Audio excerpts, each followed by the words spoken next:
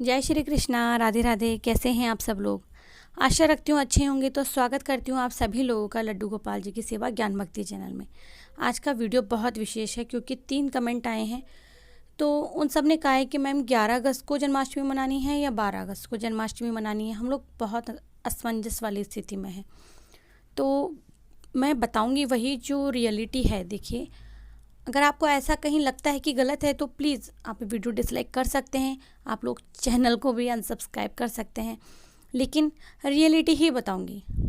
तो देखिए, पूर्णिमा के बाद में भादवे का महीना लग गया और भादवे के महीने की षष्ठी को बलराम और अष्टमी को रोहिणी नक्षत्र हुआ था। तो इस महीने में भगवान विष्णु जी की खास पूजा होती है। ठीक है।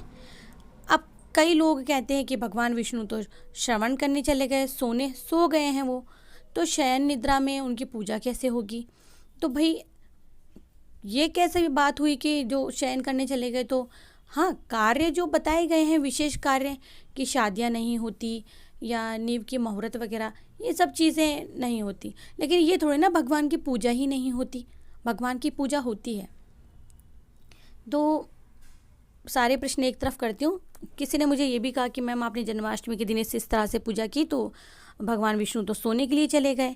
तो भगवान विष्णु सोने के लिए चले गए तो फिर हम लोग कैसे ज़िंदा है, कैसे सांस ले रहे हैं, कैसे वो हमारा ख्याल रख पा रहे हैं, कैसे और बाकी कार्य हो रहे हैं और कैसे पूजा पाठ हो रहा है? ये कैसी बात हुई? तो चलिए जो मेन टॉपिक है उस पर आ जाते हैं, वरना फिर हो जाएगा कि हम लोग टॉपिक चेंज कर देते हैं। तो भाई सीधी सी बात है, इस महीने में भगवान विष्णु जी की खास पूजा होती है। भगवान विष्णु के अवतार श्री कृष्ण हैं। इस दिन पूरे दिन सर्वार्थ सिद्धि योग है। जन्माष्टमी पर राहु काल दोपहर 12:27 और 2:06 तक ही रहेगा। ध्यान से सुनिएगा कि इस बार जन्माष्टमी पर कृत्तिका नक्षत्र रहेगा। उसके बाद में रोहिणी नक्षत्र रहेगा जो कि 13 अगस्त तक होगा। यानी कि जो हमारे प्रभु श्री कृष्ण हैं उनका जन्म रोहिणी नक्षत्र में हुआ था। ये आपको इसी बात को ध्यान रखना है कि हम लोग कोई भी पूजा पाठ वगैरह ये करते हैं तो पंडित वगैरह से देखते हैं ना, पुथी वगैरह दिखवाते हैं तो वो नक्षत्र वगैरह सब कुछ देखते हैं। तो जो प्रभु का जन्म था वो रोहिणी नक्षत्र में हुआ था और रोहिणी नक्षत्र 12 अगस्त को है। ठीक है। तो पूजा का जो शुभ समय है रात 12:05 से लेकर के 12:47 तक है। जन्माष्टमी पर भगवान कृष्ण को दक्षिणावर्ती शंख से स्नान करवाते हैं। जिन लोगों के पास नहीं है, ये किसी का कमेंट था इसलिए मैं जवाब दे रही हूँ इसमें, तो वो लोग भी आप ऐसा ना सोचे, इससे नहीं, आप लोटे से भी स्नान करवा सकते हैं, कोई बड़ी बात नहीं है। ठीक है। तो इस बार हर बार की तरह जन्माष्टमी 2 दिन मनाई जा रही है, एक तो 11 को और एक 12 को। दोनों दिन जन्माष्टमी का त्यौहार मनाया जाता है। ठीक है। लेकिन 12 अगस्त को जन्माष्टमी मानना श्रेष्ठ है। क्यों? क्योंकि मैंने आपको बता दिया है 12 अगस्त को रोहिणी नक्षत्र है और प्रभु ने जन्म रोहिणी नक्षत्र में लिया था।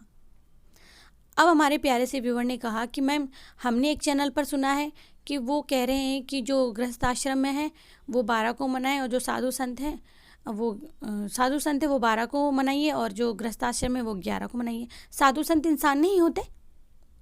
कैसी बात करते हैं? मैं सिर्फ वही बता दूंगी आपको, ज़्यादा तो नहीं। हमने देखिए, ये कौन है? रिया सैनी बोल रही हैं कि मैम ये बताइए, हमारे यहाँ वर्षों से रिवाज है, हम लोग, ये क्या लिखा है, चंद्रमा को अर्घ्य देकर और फिर अपना व्रत खोलते हैं और ये हमारे पीढ़ी दर पीढ़ी होता आ रहा है।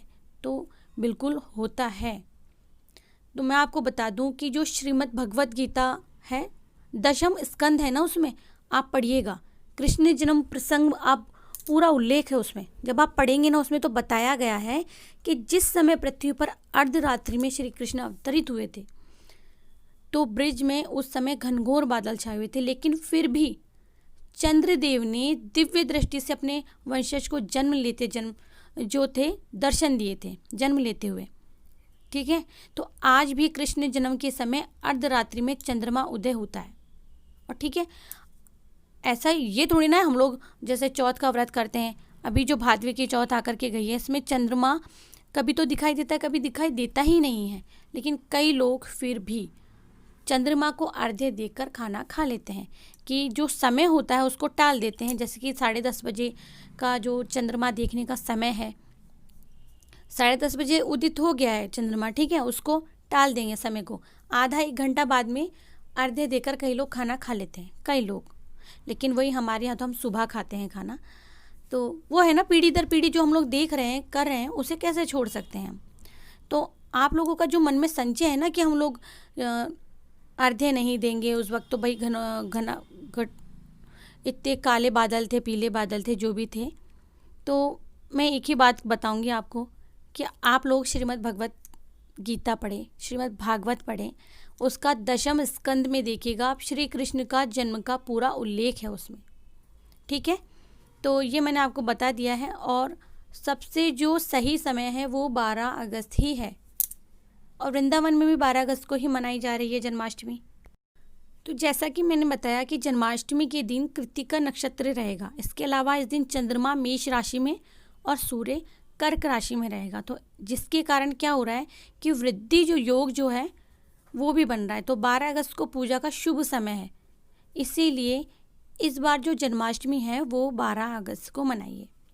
अच्छा, ये कोई फोर्स भी नहीं है, आपकी इच्छा है तो आप अष्टमी के दिन भी मना सकते हैं, ठीक है।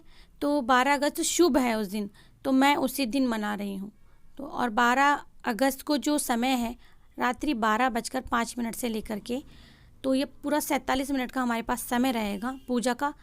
ये अवधि 43 से लेकर 47 मिनट तक की जो अवधि रहेगी ना, इसमें हम आराम से पूजा पाठ कर सकते हैं, कोई दिक्कत नहीं है। उन्हें स्नान करवाना, भोग आदि अर्पित करना, झूला झूलाना, ये सब 47 मिनट काफ़ी है, ठीक है। और वृंदावन में भी जैसा कि मैंने आपको बताया, वृंदावन में भी 12 अगस्त को ही मनाई जा रही है। अब आप अपनी अपनी रखिए कि ऐसे नहीं मैंने कह दिया, आपके वहाँ मंदिर में किस प्रकार हो रही है, बड़े बुजुर्ग क्या कह रहे हैं।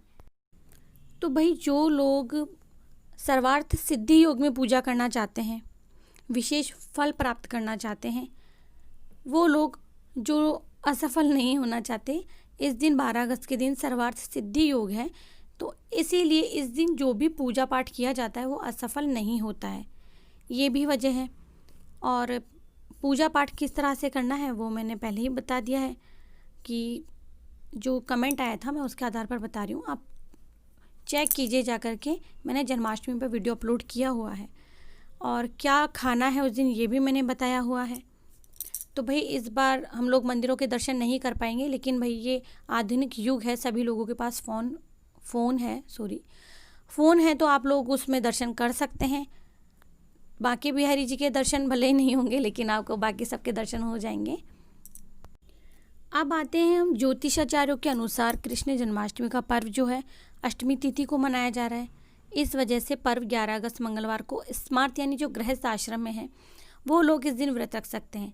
आप चाहें तो जन्मोत्सव 12 अगस्त को मना सकते हैं, व्रत आप 11 तारीख को रख सकते हैं। वहीं पर जो वैष्णव हैं यानी साधु सन्यासी, वैष्णव भक्त या जो वैष्णव गुरु से दीक्षा लिए हुए हैं वो 12 अगस्त को जन्माष्टमी पर्व मनाएंगे। लेकिन हम लोग देख रहे हैं कि सर्वार्थ सिद्धि योग जो है वो 12 अगस्त को है। और ये भी नहीं है कि सिर्फ हम लोग स्पेशल मना रहे हैं, बाकी जो गोकुल वृंदावन मथुरा है वहाँ पर भी तो 12 अगस्त को मनाई जा रही है, ठीक है। द्वारका में भी तो इसी तरह मनाई जा रही है, नाथद्वारा में इसी तरह मनाई जा रही है। तो आप वो भी तो देखिए कि ज़रूरी थोड़ा ना कि हम मंदिरों के अनुसार नहीं चल सकते। तो रिया जी आप ऐसा मत सोचिए बिल्कुल भी कि आप अपनी पीढ़ियों वाली जो रीति रिवाज हैं उसको बदलें, नहीं बदले, कोई दिक्कत नहीं है। आप अपने सास जैसा कह रही हैं वैसा ही कीजिए, ठीक है। और एक बात और बताऊंगी कि ऐसा होता है कि सर्वार्थ सिद्धि योग में हम पूजा जो करते हैं ना उसका फल हमें दोगुना होकर मिलता है। तो मैं इसीलिए 12 तारीख को कर रही हूँ कि उन्होंने पूछा कि मैम कहीं आप अलग कर रहे हो और हमें अलग बता रहे हो, तो नहीं ऐसा नहीं है, मैं 12 को कर रही हूँ तो मैं 12 को ही बताऊँगी।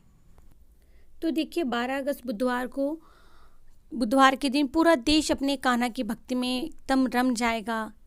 और हालांकि कोरोना महामारी के चलते हुए लॉकडाउन के कारण इस बार सबको थोड़ी सी परेशानी तो हो रही है और कृष्ण जन्माष्टमी भी थोड़ी फीकी नज़र आएगी। मानते हैं कहीं कहीं पर लॉकडाउन है, कहीं कहीं पर सामान नहीं मिल पा रहा है, तो सरकार और जो स्थानीय प्रशासन है उनकी ओर से भी लोगों को अपील की जा रही है वो घरों में रहकर ही कृष्ण जन्माष्टमी मनाएं, क्योंकि मंदिर तो खुले हैं नहीं, तो अधिकांश जो स्थान है वहाँ पर मंदिर नहीं खुलेंगे। और मथुरा में भी हर वर्ष की तरह इस वर्ष भव्य आयोजन बिल्कुल नहीं होगा और ना ही वहाँ पर पहले की तरह कोई मटकी फोड़ कार्यक्रम की इजाज़त दी है। तो लोग अपने घर में से भगवान के दर्शन करें। और मैं ये कहूँगी कि अभी ना ये बीमारी वापस से बढ़ गई है, ठीक है। हाँ, लोग ठीक होकर के घर जा रहे हैं, लेकिन हमें खुद को थोड़ा सा सतर्क रहने की ज़रूरत है। देखिए, मथुरा और वृंदावन में सालों से परंपरा चलती आ रही है कि भगवान कृष्ण जन्माष्टमी के जन्मोत्सव सूर्य उदयकालीन और नवमी तिथि विद्वा जन्माष्टमी मनाने की परंपरा होती है। गृहस्थ संप्रदाय के लोग कृष्ण जन्माष्टमी मनाते हैं और वैष्णव संप्रदाय के लोग कृष्ण जन्मोत्सव मनाते हैं। बार बार बता रही हूँ, जैसा कि मैंने आपको बताया, अलग अलग संप्रदाय के लोग होते हैं, एक तो स्मार्त और एक वैष्णव संप्रदाय। इनके विभिन्न मतों के कारण दो तिथियाँ बनती हैं। स्मार्त वह भक्त होते हैं जो गृहस्थ आश्रम में रहते हैं और ये अन्य देवी देवताओं की जिस तरह पूजा अर्चना और व्रत करते हैं, उसी प्रकार कृष्ण जन्माष्टमी को धूमधाम से उत्सव मनाते हैं। उसी प्रकार वैष्णव जो भक्त होते हैं वे अपना संपूर्ण जीवन भगवान कृष्ण को अर्पित कर देते हैं। उन्होंने गुरु से दीक्षा भी ली होती है और गले में कंठी माला भी धारण करते हैं। जितने भी जो साधु संत और वैरागी होते हैं वह वैष्णव धर्म में आते हैं, या जो लोग गृहस्थ आश्रम में रहते हुए भी इसी तरह से श्री कृष्ण भक्त होते हैं, लहसुन प्याज नहीं खाते हैं, गले में कंठी धारण करते हैं, श्री कृष्ण के अनुयायी होते हैं, वो लोग 12 अगस्त को जन्माष्टमी मना सकते हैं। और एक कच्ची पक्की बात ना करते हुए मैं एक सीधी सी बात अगर बोल दूं तो भाई, जन्माष्टमी हम तो प्रभु के लिए जन्मोत्सव मना रहे हैं। अपना मन बिल्कुल शुद्ध रखते हुए जिस तिथि को आपके परिवार वाले, आपके जो साथ में आमजन मान रहे हैं, वो तिथि आप माने, ठीक है। ये नहीं कि मैंने कह दिया, किसी और ने कह दिया, वो आप माने। जिस प्रकार से आपके बड़े बुजुर्ग आपके आसपास में मंदिर में रखी जा रही है, उस तरह से करें। ये नहीं कि आप अकेले उस दिन रख रहे हैं, बाकी लोग उस दिन रख रहे हैं। तो बाकी मैंने बता दिया है, आपको सारी जानकारी दे दी है। देखिए, अधिकतर स्थानों पर 12 अगस्त को ही जन्माष्टमी पर्व मनाया जा रहा है, रोहिणी नक्षत्र के कारण, ठीक है। और सबसे मेन बात, रात्रि में जो 12:05 से जो 48 मिनट तक का जो समय है, ये जो मुहूर्त बताया जा रहा है पूजा का, वो शुभ मुहूर्त बताया जा रहा है। तो इसीलिए कृष्ण जन्मोत्सव का पर्व जो है 12 अगस्त को भी मनाया जा रहा है। तो आप बिल्कुल भी ऐसे परेशान ना हो। तो जितनी जानकारी मुझे थी मैंने दे दी है, क्योंकि कमेंट आए थे मेरे पास में, तो ये तीनों कमेंट का जवाब मैंने इसी वीडियो में दिया है। रिया जी का भी दिया है मैंने और दीप्ति जी का भी दिया है। तो ठीक है, आप शायद संतुष्ट हो गए होंगे। तो मिलते हैं नेक्स्ट वीडियो में कोई भी प्यारा सा टॉपिक लेकर के। तब तक के लिए जय श्री कृष्णा, राधे राधे।